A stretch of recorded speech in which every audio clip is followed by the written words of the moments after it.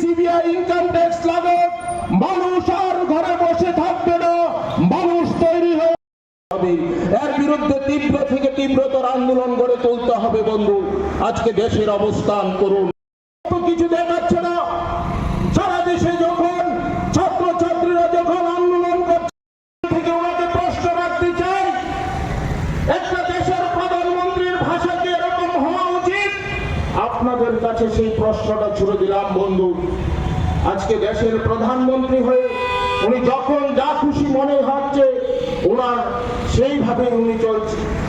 আজকে দীর্ঘদিন ধরে মণিপুর চলছে, আজকে মণিপুর নিয়ে কথা বলার সময় নেই ওনার। আজকে উনি চারিদিকে যখন একটা বিভিন্ন ভাবে বিশৃঙ্খলা সৃষ্টি হচ্ছে, চারিদিকে যখন মানুষ বিভীষিকাময় পরিস্থিতির দিকে, দেশের প্রধানমন্ত্রী তখন বিদেশ ভ্রমণে মত্ত থাকেন। উনি দেশের মানুষের কথা চিন্তা করার ওনার সময় নেই। উনি দেশ চালাবেন কি করে বন্ধু? উনি দেশের প্রধানমন্ত্রী হয়ে যদি দেশের মানুষের কথা উনি চিন্তা না করেন, তাহলে দেশ কিভাবে এগোবে বন্ধু?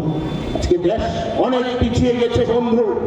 আমাদের প্রিয় নেতা রাহুল গান্ধী যে সমস্ত তথ্যগুলি অনেক পূর্বে থেকে বলেন, সেই সমস্ত তথ্য কিছুদিন পর বলে যায় বন্ধু। কিছুদিন পর মানুষের জনসম্মুখে আসে, রাহুল গান্ধী যা বলে তাই হচ্ছে দেশের মধ্যে।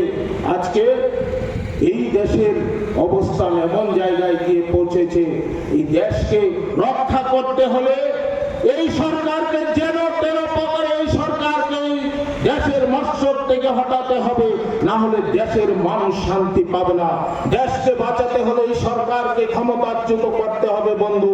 আমার আপনার সকলের আশীর্বাদ, সকলের সহযোগিতা, আপনাদের সকলের বুদ্ধি নিয়ে, সকলের সংগ্রামের আদর্শকে নিয়ে আমরা আন্দোলন জারি করব বন্ধু।